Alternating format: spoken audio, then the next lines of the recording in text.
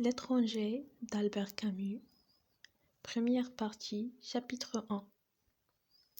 Aujourd'hui, maman est morte. Ou peut-être hier, je ne sais pas. J'ai reçu un télégramme de l'asile, mère décédée, enterrement demain, sentiment distingué. Cela ne veut rien dire, c'était peut-être hier.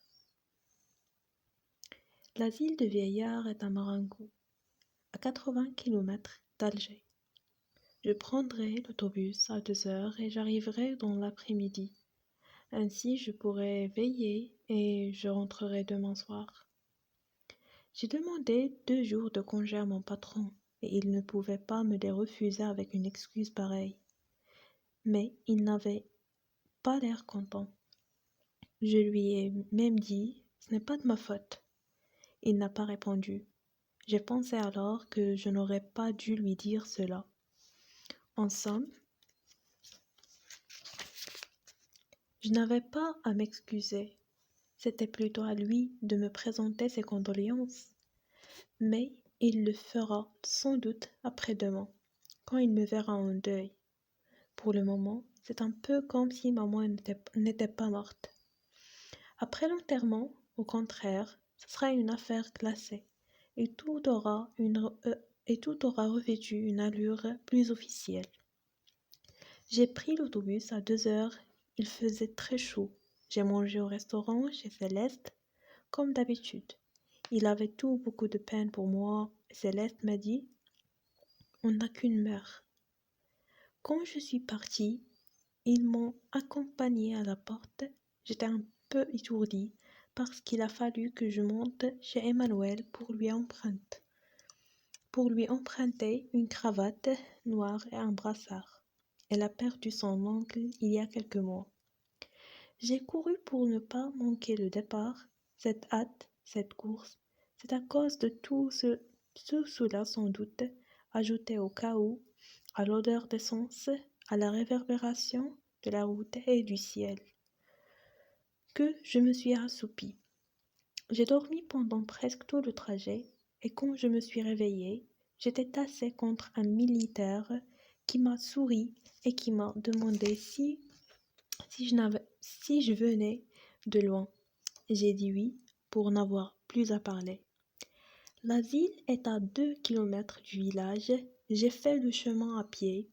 J'ai voulu voir maman tout de suite, mais le concierge m'a dit qu'il fallait que je rencontre le directeur. Comme il était occupé, j'ai attendu un peu. Pendant tout ce temps, le concierge a parlé et ensuite j'ai vu le directeur.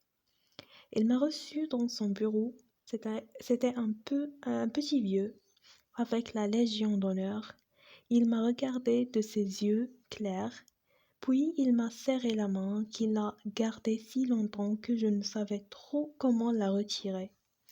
Il a consulté un dossier et m'a dit « Madame Morceau est entrée ici il y a 3 ans.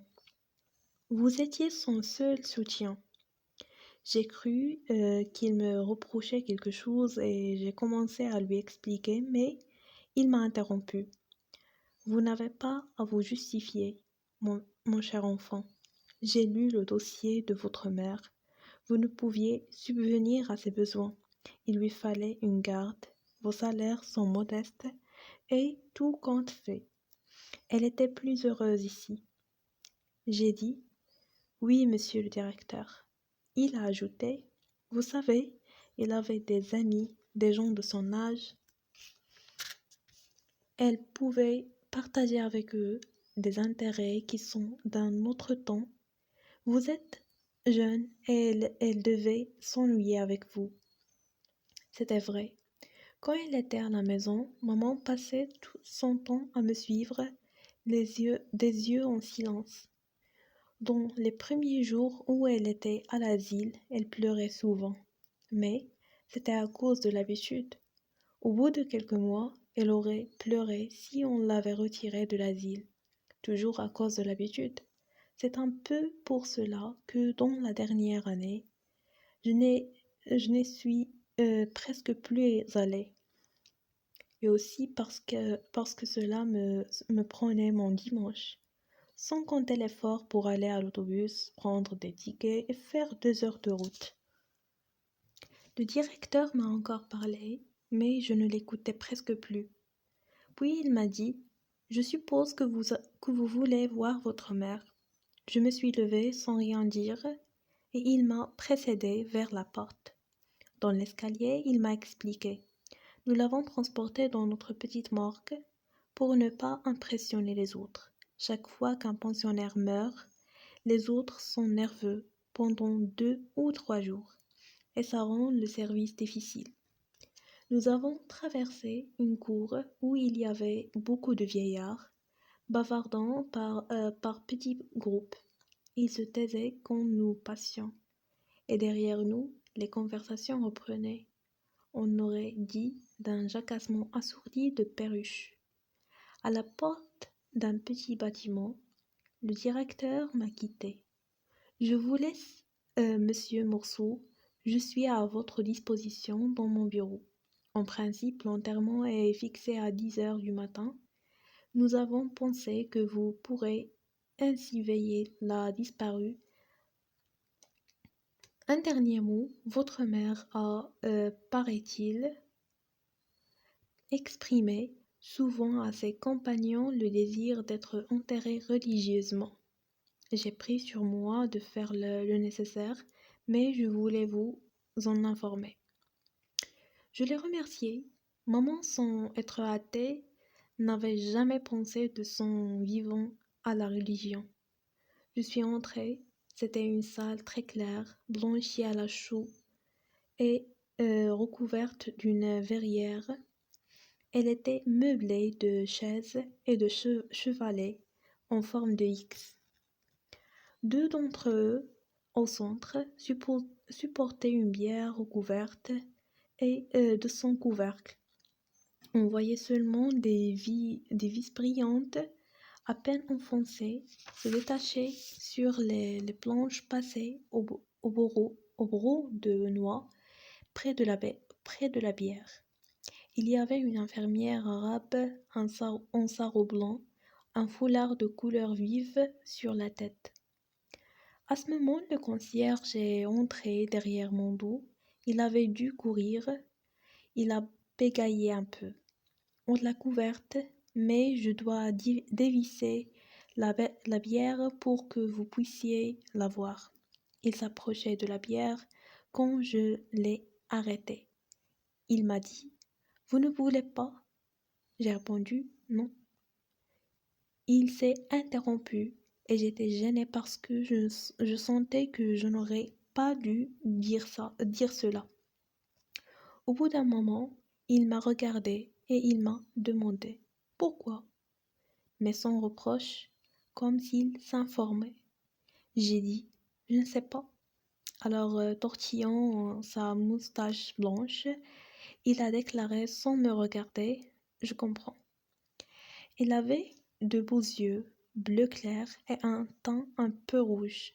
Il m'a donné une chaise et lui-même s'est assis un peu en arrière de moi. La garde s'est levée et s'est dirigée vers la sortie. À ce moment, le concierge m'a dit: C'est un chancre qu'elle a. Comme je ne comprenais pas, j'ai regardé l'infirmière et j'ai vu qu'elle portait sous les yeux un bandeau qui faisait le tour de la tête. À la hauteur du nez, le bandeau était plat. On ne voyait que la blancheur du bandeau dans son visage. Quand elle est partie, le concierge a parlé. Je vais vous laisser seul. Je ne sais pas quel geste j'ai fait, mais il est resté, debout derrière moi. Cette présence dans mon dos me gênait. La pièce était pleine d'une belle lumière de fin d'après-midi. 2 frelons bourdonnaient contre la verrière et je sentais le sommeil me gagner. J'ai dit au concierge sans me retourner vers lui: Il y a longtemps que vous êtes là? Immédiatement, il a répondu: 5 ans, comme s'il avait attendu depuis toujours ma demande. Ensuite, elle a beaucoup bavardé. On l'aurait bien étonné en lui disant qu'il finirait concierge à l'asile de Marengo. Il avait 64 ans et il était parisien. À ce moment, je l'ai interrompu. Ah, vous n'êtes pas d'ici? Puis je me suis souvenu qu'avant de me conduire chez le directeur, il m'avait parlé de maman. Il m'avait dit qu'il fallait l'enterrer très vite parce que dans la plaine, il faisait chaud, surtout dans ce pays. C'est alors qu'il m'avait appris qu'il avait vécu à Paris et qu'il avait du mal à l'oublier. À Paris, on reste avec le mort 3, 4 jours quelquefois. Ici, on n'a pas le temps. On, on ne s'est pas fait à l'idée que déjà il faut courir derrière le corbillard. Sa femme lui avait dit alors: Tais-toi, ce ne sont pas des choses à raconter à monsieur. Le vieux avait rougi et s'était excusé.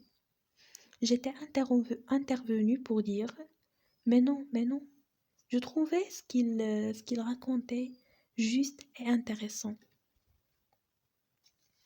Dans la petite morgue, il m'a appris qu'il était entré à l'asile comme indigent. Comme il se sentait valide, il s'était proposé pour cette place de concierge. Je lui ai fait remarquer qu'en somme, il était un pensionnaire. Il m'a dit que non. J'avais déjà été frappée par la façon qu'il avait de dire il, les autres et plus rarement les vieux. En parlant des pensionnaires dont certains n'étaient pas plus âgés que lui. Mais naturellement, ce n'était pas la même chose. Lui était concierge et, dans une certaine mesure, il avait des droits sur eux. La garde est entrée à ce moment. Le soir était tombé brusquement. Très vite, la nuit s'était épaissie au-dessus de la verrière. Le concierge a tourné le commutateur et j'ai été aveuglée par l'éclaboussement soudain de la lumière. Il m'a invité à me rendre un réfectoire pour dîner. Mais je n'avais pas faim. Il m'a offert alors d'apporter une tasse de café au lait. Comme j'aime beaucoup le café au lait, j'ai accepté. Et il est revenu un moment après avec un plateau. J'ai eu alors envie de fumer, mais j'ai hésité parce que je ne savais pas si je pouvais le faire devant maman. J'ai réfléchi. Cela n'avait aucune importance. J'ai offert une cigarette au concierge et nous avons fumé. À un moment, il m'a dit: Vous savez, les amis de madame votre mère vont venir la veiller aussi. C'est la coutume.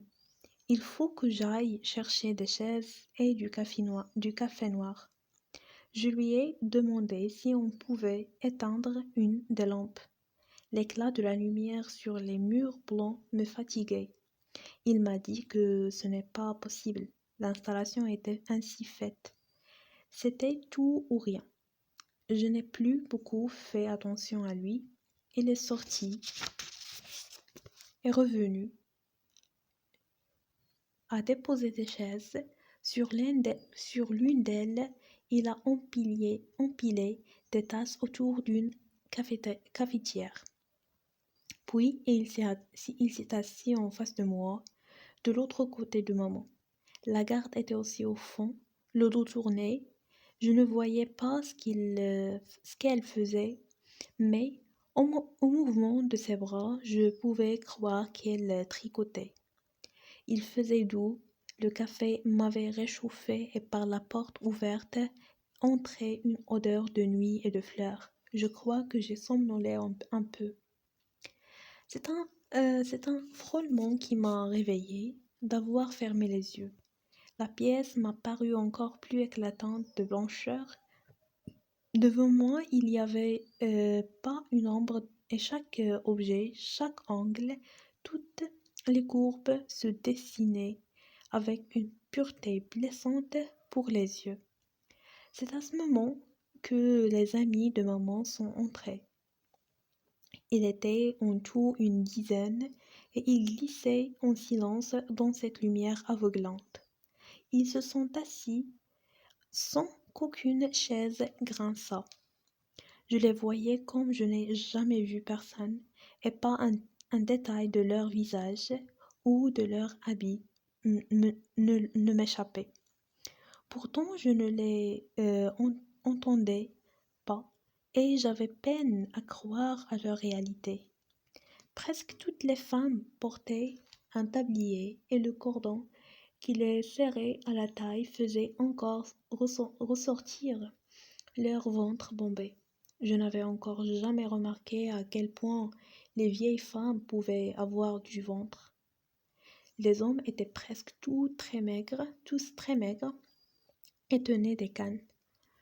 Ce qui me frappait dans leur visage, c'est que je ne voyais pas leurs yeux, mais seulement une lueur sans éclat au milieu d'un nid de rides. Lorsqu'ils se sont assis, la plupart m'ont regardé et ont hoché la tête avec gêne, les lèvres toutes mangées par leur bouche sans dents, sans que je puisse savoir s'ils me saluaient ou s'il s'agit d'un tic. Je crois plutôt qu'ils me saluaient. C'est à ce moment que je me suis aperçue qu'ils étaient tout assis en face de moi, à dos de l'aîné, de la tête autour du concierge. J'ai eu un moment l'impression ridicule qu'il était là pour me juger. Peu après, une des femmes s'est mise à pleurer. Elle était au second rang, cachée par une de ses compagnies, et je la voyais mal. Elle pleurait à petits cris régulièrement. Il me semblait qu'elle ne s'arrêterait jamais. Les autres avaient l'air de ne pas l'entendre. Il était affaissé, morne et silencieux. Ils regardaient la bière ou leur canne, ou n'importe quoi. Mais ils ne regardaient que cela. La femme pleurait toujours. J'étais très étonnée parce que je ne la connaissais pas.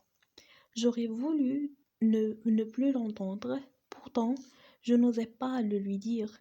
Le concierge s'est penché vers elle, lui a parlé, mais elle a secoué la tête, a berdouillé quelque chose et a continué de pleurer avec la même régularité.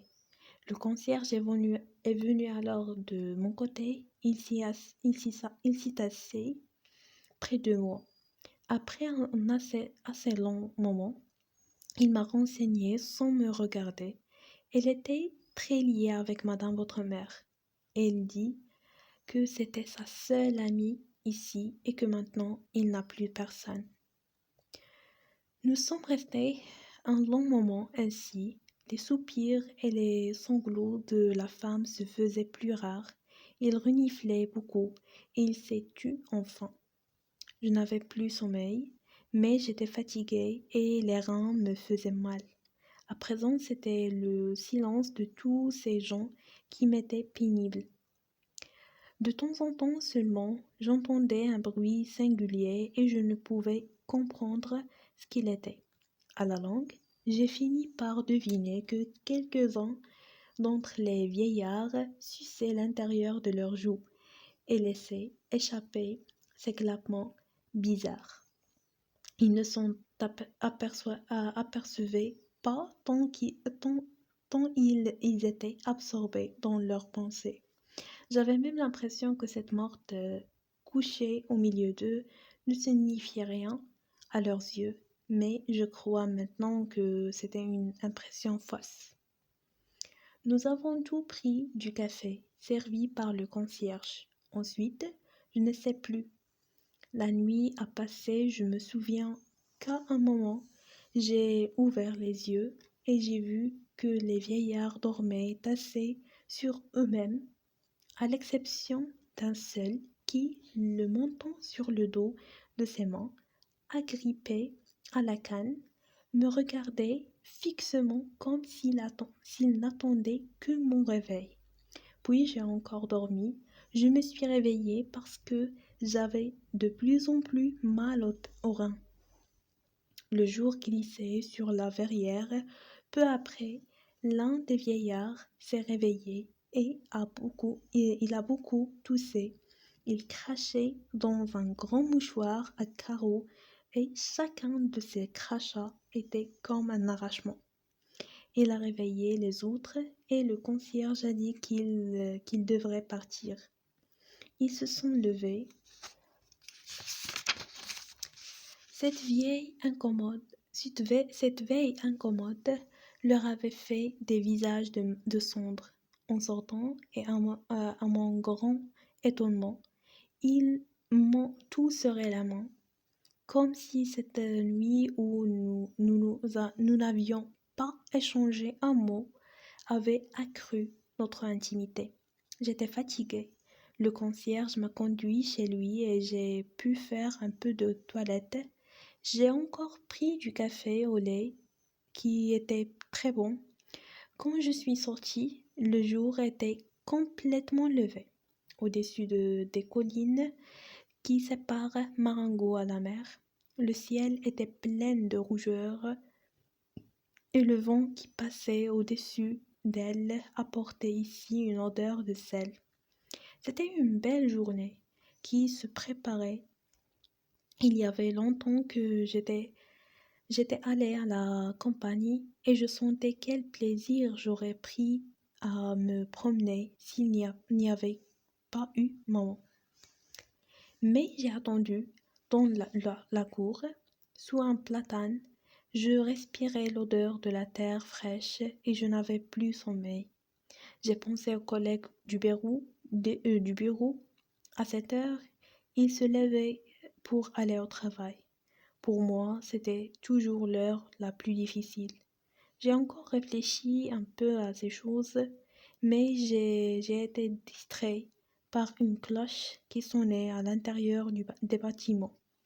Il y a eu du remue-ménage derrière les fenêtres, puis tout s'est calmé. Le soleil était monté un peu plus dans le ciel. Il commençait à chauffer mes pieds. Le concierge a traversé la cour et m'a dit que le directeur me demandait. Je suis allée dans son bureau. Il m'a fait signer un certain nombre de pièces. J'ai vu qu'il était habillé de noir avec un pantalon rayé. Il a pris le téléphone en main et il m'a interpellée. Les employés des pompes funèbres sont là depuis un moment. Je vais leur demander de venir fermer la bière. Voulez-vous auparavant voir votre mère une dernière fois? J'ai dit non. Il a ordonné dans le téléphone en baissant la voix. Figeac, dites aux hommes qu'ils peuvent aller. Ensuite, elle m'a dit qu'il assisterait à l'enterrement et je l'ai remercié. Et il s'est assis derrière son bureau. Il a croisé ses petites jambes. Il m'a averti que moi et lui serions seuls avec l'infirmière de service. En principe, les pensionnaires ne devaient pas assister aux enterrements. Il les laissait seulement veiller. C'est une question d'humanité, a-t-il remarqué. Mais en l'espèce, il avait accordé l'autorisation de suivre le convoi à un vieil ami de maman, Thomas Perez. Ici, le directeur a souri. Il m'a dit, vous comprenez, c'est un sentiment un peu puéril, mais lui et votre mère ne se quittaient guère. À l'asile, on les plaisantait, on disait à Pérez, c'est votre fiancé. Lui riait, ça leur faisait plaisir et le fait est que la mort de Madame Morceau l'a beaucoup affecté. Je n'ai pas cru devoir lui refuser l'autorisation, mais sur le conseil du médecin visiteur, je lui ai interdit la veillée d'hier.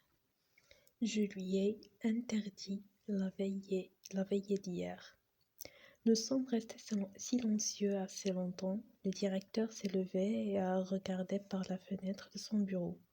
À un moment, il a observé « Voilà, déjà le curé de Marengo. Il est en avance. Il m'a prévenu qu'il faudra au moins 3/4 d'heure de marche pour aller à l'église. qui est au village même. Nous sommes descendus. Devant le bâtiment, il y avait le curé et 2 enfants de chœur. L'un de ceux-ci tenait un encensoir et le prêtre se baissait vers lui pour régler la longueur de la chaîne d'argent. Quand nous sommes arrivés, le prêtre s'est relevé. Il m'a appelé mon fils. Il m'a dit quelques mots. Il est entré. Je l'ai suivi. J'ai vu d'un coup que que les vis de la bière étaient enfoncées et qu'il y avait 4 hommes noirs dans la pièce. J'ai entendu en même temps le directeur me dire que la voiture attendait sur la route et le prêtre commençait ses prières. À partir de ce moment, tout est allé très vite. Les hommes se sont avancés vers la bière avec un drap. Le prêtre, ses suivants, le directeur et moi-même sommes sortis. Devant la porte, il y avait une dame que je ne connaissais pas. Madame Morceau, a dit le directeur. Monsieur Morceau, a dit le directeur. Je n'ai pas entendu le nom de cette dame et j'ai compris seulement qu'elle était infirmière déléguée. Elle a incliné sans un sourire son visage osseux et long, puis nous sommes rangés pour laisser passer le corps. Nous avons suivi les porteurs et nous sommes sortis de l'asile. Devant la porte, il y avait la voiture, vernie, oblongue et brillante. Il faisait penser à un plumier. À côté d'elle, il y avait l'ordonnateur, petit homme aux habits ridicules, et un vieillard à l'allure empruntée. J'ai compris que c'était Monsieur Pérez. Il avait un feutre mou à la calotte ronde et aux ailes larges. Il l'a ôté quand la bière a passé la porte. Un costume dont le pantalon tire-bouchonné sur les souliers et un nœud d'étoffe noire trop petit pour sa chemise à grand col blanc. Ses lèvres tremblaient au-dessous d'un nez truffé de points noirs. Ses cheveux blancs assez fins laissaient passer de curieuses oreilles ballonnées et mal orlées, dont la couleur rouge dans ce visage blafard me frappa. L'ordonnateur nous donna nos places. Le curé marchait en avant, puis la voiture, autour d'elle les 4 hommes. Derrière le directeur, moi-même, et fermant la marche, l'infirmière déléguée et Monsieur Pérez. Le ciel était déjà plein de soleil. Il commençait à peser sur la terre et la chaleur augmentait rapidement. Je ne sais pas pourquoi nous avons attendu assez longtemps avant de nous mettre en marche. J'avais chaud sous mes vêtements sombres. Le petit vieux, qui s'était recouvert, a de nouveau ôté son chapeau. Je m'étais un peu tournée de son côté et je le regardais lorsque le directeur m'a parlé de lui. Il m'a dit que souvent ma mère et Monsieur Pérez allaient se promener le soir jusqu'au village. Accompagnée d'une infirmière, je regardais la campagne autour de moi à travers les lignes de cyprès qui menaient aux collines près du ciel. Cette terre rousse et verte, ces maisons rares et bien dessinées, je comprenais maman. Le soir, dans ce pays, devait être comme une trêve mélancolique. Aujourd'hui, le soleil débordant qui faisait tressaillir le paysage le rendait inhumain et déprimant. Nous nous sommes mis en marche C'est à ce moment que je me suis aperçu que Pérez claudiquait légèrement. La voiture peu à peu prenait de la vitesse et le vieillard perdait du terrain. L'un des hommes qui entourait la voiture s'était laissé dépasser aussi et marchait maintenant à mon niveau. J'étais surpris de la rapidité avec laquelle le soleil montait dans le ciel. Je me suis aperçu qu'il y avait déjà longtemps que la compagnie bourdonnait du chant des insectes et de crépitements d'herbes. La sueur coulait sur mes joues comme je n'avais pas de chapeau. Je m'éventais avec mon mouchoir. L'employé des pompes funèbres m'a dit alors quelque chose. Je n'ai pas entendu. En même temps, il s'essuyait la crâne avec un mouchoir qu'il tenait dans sa main gauche, la main droite soulevant le bord de sa casquette. Je lui ai dit « Comment ?» Elle a répété en montrant le ciel. « Ça tape ?» J'ai dit « Oui ». Un peu après, il m'a demandé « C'est votre mère qui est là ?» J'ai encore dit « Oui ». Elle était vieille. J'ai répondu « Comme ça ?»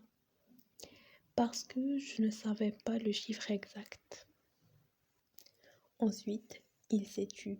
Je me suis retournée et j'ai vu le vieux Pérez se hâter en balançant son feutre à bout de bras. J'ai regardé aussi le directeur. Il marchait avec beaucoup de dignité, sans un geste inutile. Quelques gouttes de sueur perlaient sur son front, mais il ne les essuyait pas. Il me semblait que le convoi marchait un peu plus vite autour de moi. C'était toujours la même campagne lumineuse, gorgée de soleil. L'éclat du ciel était insoutenable. À un moment donné, nous sommes passés sur une partie de la route qui avait été récemment refaite. Le soleil avait fait éclater le goudron. Les pieds y enfonçaient et laissaient ouverte sa pulpe brillante au-dessus de la voiture. Le chapeau de cocher en cuir bouillé semblait avoir été pétri dans cette boue noire.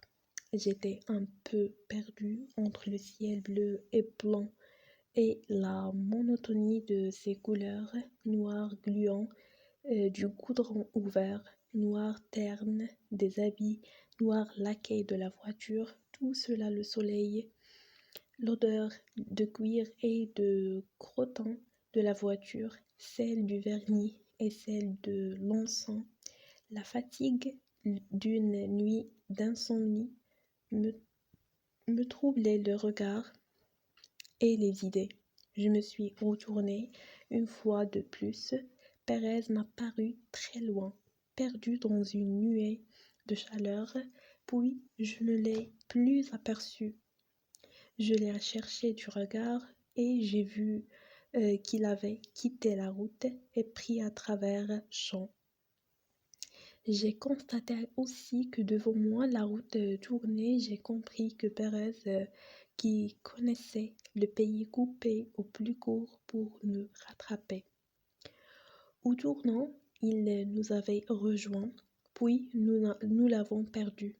Il a repris encore à travers champs et comme cela plusieurs fois. Moi, je sentais le sang qui me battait aux tempes. Tout s'est passé ensuite avec tant de précipitation, de certitude et de naturel, que je ne me souviens plus de rien. Une chose seulement. À l'entrée du village, l'infirmière déléguée m'a parlé. Elle avait une voix singulière qui n'allait pas avec son visage. Une voix mélodieuse et tremblante. Elle m'a dit « Si on va doucement, on risque une insolation. Mais si on va trop vite, on est en transpiration. Et dans l'église, on attrape un chaud et froid. Elle avait raison, il n'y avait pas d'issue. J'ai encore gardé quelques images de cette journée, par exemple le visage de Pérez quand, pour la dernière fois, il nous a rejoints près du village. De grosses larmes d'énervement et de peine ruisselaient sur ses joues. Mais à cause des rides, il ne s'écoulait pas. Il s'étalait et rejoignait et formait un vernis doux sur son visage détruit. Il y a eu encore l'église et les villageois sur les trottoirs, les géraniums routes sur les tombes du cimetière. L'évanouissement de Pérez ont eu dit un ponton disloqué. La terre couleur de sang qui roulait sur la bière de maman. La chair blanche des racines qui s'y mêlaient encore du monde, des voix, le village, l'attente devant un café, l'incessant ronflement du moteur, et ma joie quand l'autobus est entré dans le nid de lumière d'Alger et que j'ai pensé que j'allais me coucher et dormir pendant 12 heures. La fin du premier chapitre.